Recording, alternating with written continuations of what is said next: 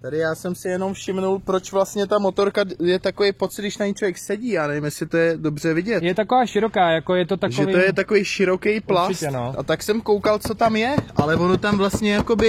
Je to tam jenom chladičovka dole, je tam možná... Tam vlastně vůbec nic není, jako jo. To je jenom jako zhledová část. Nějaký hadice tam vedou. Blbě se to natáčí. No to tu motorku dělá takovou mohutnější, jo, že si člověk přijde, že sedí jede na větší motorce, no. Já jsem si říkal, že tam třeba je nádrž nebo něco, ale není vlastně. Asi mi to nějak nevadí úplně, no.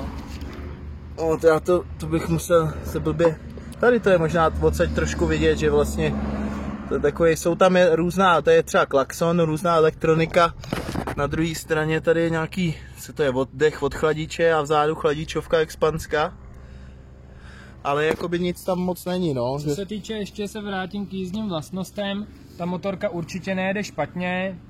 Srovnávám to s tou Tenere, i když to je možná srovnání blbý, protože tohle je fakt polovina ceny, jo.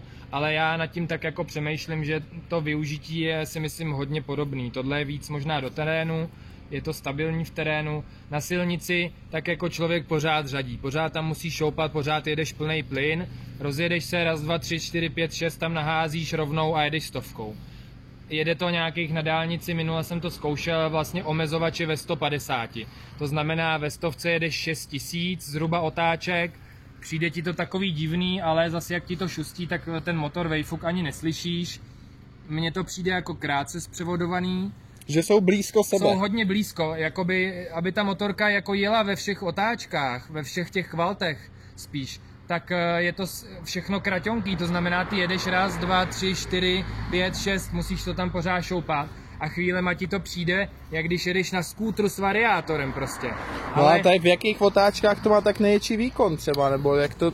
Všechno točíš od 5-6 vejš, abys tak jako jel svižně. Jo. A když to vlastně chceš, aby to jako jelo na těch 30 kW, aby si jel svižnějc, tak opravdu to točíš jako 7-8 tisíc, aby to jelo tak jako svižnějc. Nejede to, zase říkám, nechci to určitě hanit, protože to stojí peníze, co to stojí.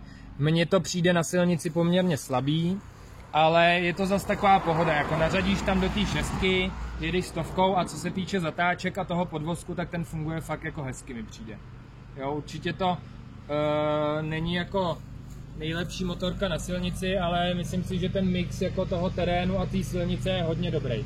Co ještě bych zmínil, tak ten plyn je údajně v Austrálii, jsem snad četl nějaký jako update, který to zlepšuje, nicméně ono to zlepšení nebude moc velký, protože tady je lankový plyn, když to na těch větších CF moto na 800 je elektronický plyn, to znamená tady jedině by mohli upravit nějaký nástup jako těch otáček, nevím jak moc do toho můžou ladit.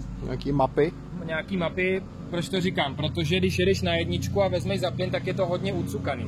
Co třeba je trošku problém, tak když jedeš na kruháči a chceš ho jakoby pomalinku projet prostě pohodičku, koukáš se na ty nájezdy, tak se ti občas stane, že si tak jako vrkneš do plynu a ono to cukne celý.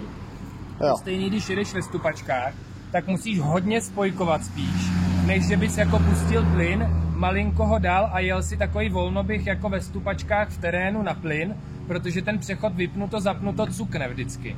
Není to nějak extra, ale jako i Tenere, která to dělá, zase srovnávám, tak tady to dělá o dost víc. To je takový, jako, co se mi fakt asi nelíbí na tom úplně, no. Jinak zatáčí to hezky, brzdí to hezky, převodovka dobrá, poměrně malej odpor má ta řadička, že tam ty kvality fakt padají. To znamená, když se chceš jako svižně rozjet na 100, tak to tam fakt naházíš nahoru 1,6 a máš to tam, nemusíš se s tím nějak prát. A tady na tý tam má 1000 km a říká, že do neutrálu jde vyřadit dobře. Do neutrálu jde hezky, i se mi to povedlo za jízdy normálně ze dvojky, což na některých motorkách ne vždycky jde a z jedničky tam padá ten neutrál hezky. Je teďka čerstvě zajetá, takže myslím si, že úplně jako asi takhle to bude řadit. Si myslím. To už asi všichni vědí, tlumiče tady se dají nastavit předpětí a tlumení, že jo, hard soft a vzadu vlastně tam bude nějaký kolečko na preload. Bohužel není kolečko, jsou tam klasický dvojitý kontramatky. Aha, vlastně, jo, na matky. Jo. Předpětí se ladí těma kontramatkami. Jo, no tak aspoň nějak to jde, je to docela přístupný, koukám. Všechny šrouby mají označený, to docela cením. Jak jsou dotažený. Jak jsou dotažený, prostě na každém snad šroubu, co na té motorce je, tak je označení. A průhledný ty baňky, to se mi taky líbí, že už základu tam je. Jo. Asi normální uživatel nějaký to úplně nesleduje, ale mně se to líbí, jako vidím kapalinu, Že je v tam pohodě, je, prostě, že je v pohodě. není tmavá. Hodně kvalitní jsou tady ty madla, ty jsou hodně příjemné. Natahání někde z bahna. Natahání někde mezi bahnem, stromama, tak fakt jako ani se nehne Jsou to madlo. hliníkový. Jsou hliníkový. A vlastně už i v základu, což na jiných motorkách není, je tady ten malý nosič na nějakou Ta brašnu, plotna, no. na takový ten čuflu a je vlastně až za zadní sedačkou, to znamená, můžeš tam dát na nějaký kratší výlet i spolujezdce a ještě za něj batoh, to mi přijde docela zajímavý.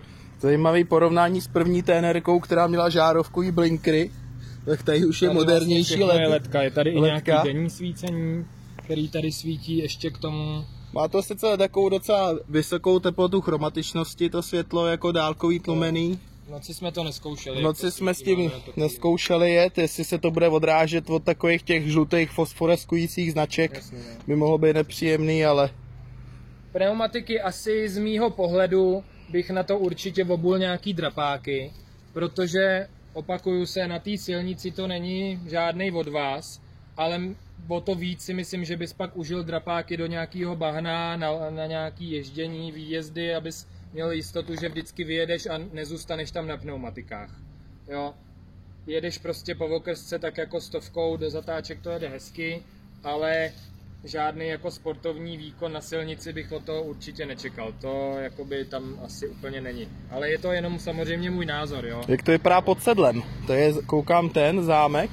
Baterka tam je nějaká těžká, to jsme nekoukali, jo. Můžeš zkusit vycvaknout sedátko. Můžem. Tam, to se vždycky rád koukám na motorkách dozadu, asi posunout trošku. Nebo předem se vyndává, Jo. dozadu. Jo, Nic sání, asi extra, baterka. tady je sání, baterka, nějaký konektory jednotlivý. relátka, Nářadíčko tady je. originál Chinese nářadí. Originál.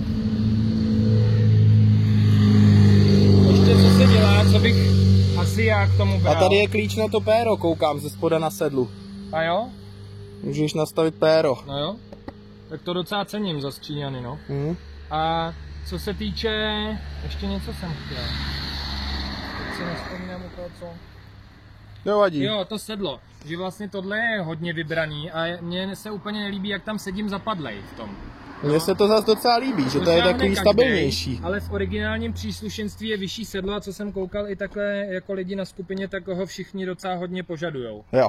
Že ten posez zase na silnici by byl o něco lepší. A já i tak bych určitě došáhnul, takže já bych asi chtěl to vyšší sedlo tam dát. No. Dobrý, tak děkujeme.